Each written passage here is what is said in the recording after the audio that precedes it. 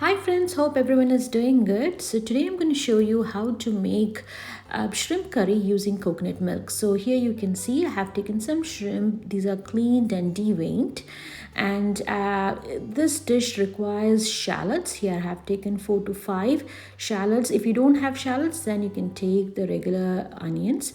And also you have taken here ginger, garlic, curry leaves and green chilies, lots of it, 1 tomato, cut into small pieces, some coconut pieces, and also Malabar tamarind or kodambuli.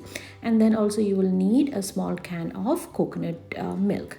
And for masalas, here I have taken about 1 spoon of regular chili powder, 2 teaspoons of Kashmiri chili powder, one half teaspoon of fenugreek powder, and some turmeric powder, about half teaspoon, and about 1 teaspoon of coriander powder. Like all the other fish dishes, the first step is soaking all these masalas in water. You add a little bit of water until you get a thick paste like so, and keep it aside. What it does, it will prevent the masalas from burning when you put it directly into the oil, and will enhance the taste of the curry. In a pan here I've taken about 2 tablespoons of coconut oil, to which I've added the shallots as well as the coconut pieces. And once it's sauteed for 2 to 3 minutes, I'm going to add the ginger, garlic, curry leaves and green chilies, and you saute it on medium flame until all these ingredients become or turn into golden brown. Make sure the flame is only medium. We don't want any of these to get burned. So here you can see all the ingredients have become golden brown. At this stage, I have lowered the flame to the lowest setting, and then I've added all the masalas, and then continuously stir it until you can see oil coming out, like so. How you're seeing oil has come out of the masalas.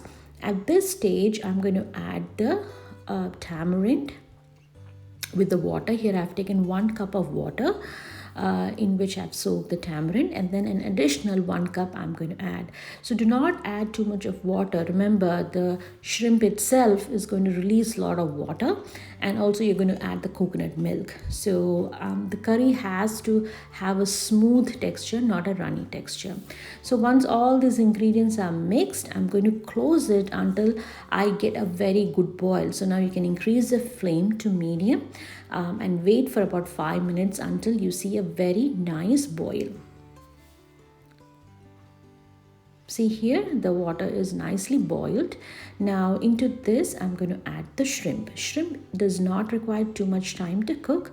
8 to 9 minutes is the maximum on a medium flame. So here you can see I've added the shrimp. When you clean the shrimp, make sure you devein it. Okay, there's a vein that runs in the center. You have to remove it. It's the intestine of the shrimp. See, here I'm closing the vessel, and I'm going to leave it for 8 to 9 minutes.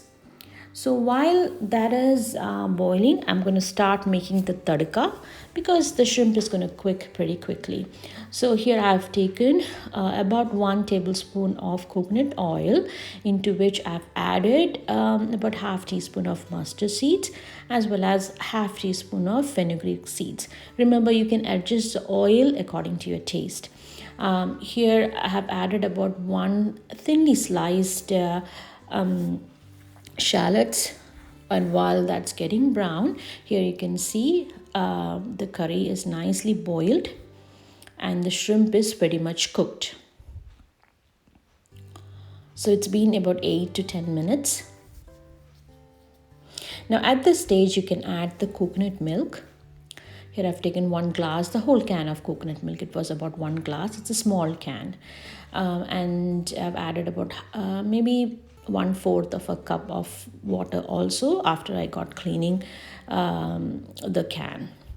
So at this stage, I'm going to also add the tomatoes as well as curry leaf. I didn't add the tomatoes in the beginning, because otherwise it'll get completely dissolved in the curry and you won't be able to see it. So one thing you have to remember is once you add the coconut milk, you should stir it in between, and also close the stove as soon as you see a good boil. Otherwise it will curdle up, especially since we added the tamarind. Now the onions for the tadka has pretty much browned, and to this I've added some curry leaves. I've turned off the stove and then added half teaspoon of chili powder. The chili powder will give a very nice color on the top. That's why many people add chili powder into the oil of the tadka. So I've turned off the stove because I've seen a good boil. And then I'm going to add the tadka.